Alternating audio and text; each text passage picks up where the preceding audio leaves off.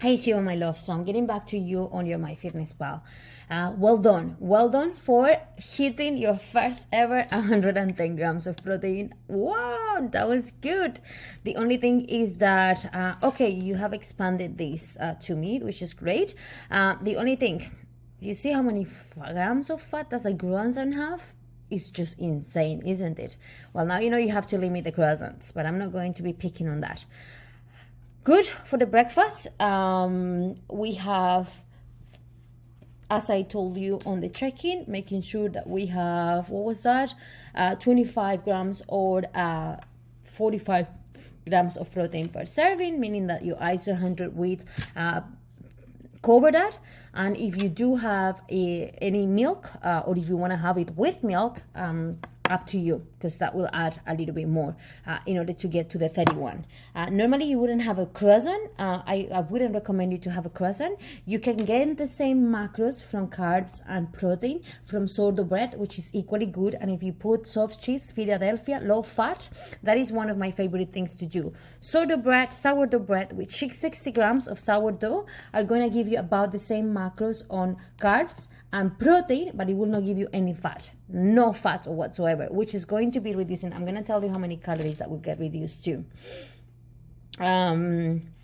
So 20 times 9, 1 second, 20 times 9, 20 times 9, 180 calories that you are cutting from just the fats on the croissant. Insane. By the way, I'm going to be sharing this audit. Remember, people, Shiva, with Shiva, we have done a job at which she wouldn't eat through the day because she say she feels heavy, she doesn't want to eat. So all she would eat was sweets, crackers, cheese, and very randomly have food. So we've been doing with Shiva conscious work around health, which is getting her to eat as a human, not as a baby anymore, and making sure that we are prioritizing protein. Later on, we will be adding micronutrients focus, which is fruits and veggies, which I know we're lacking, but I'm gonna use this as an example. Croissant, replace it for sourdough bread. Super nice, especially if you buy fresh.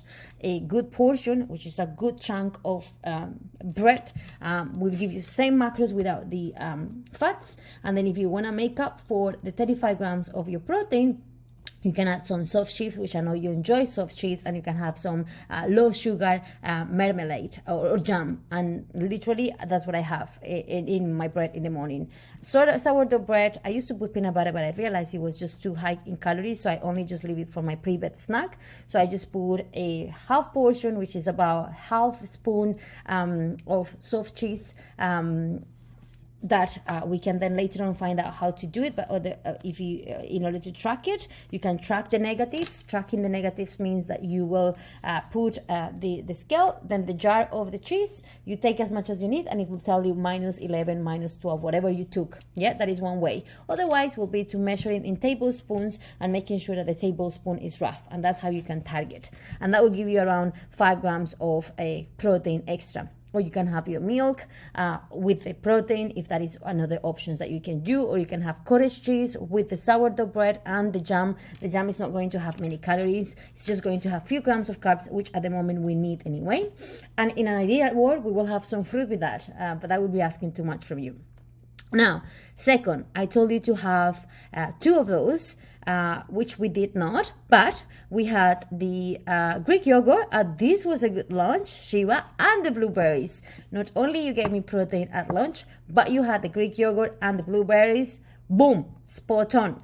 What would I do in order to get the 35 grams? I know that this is the portion. We cannot get any bigger because otherwise you will have to buy 2.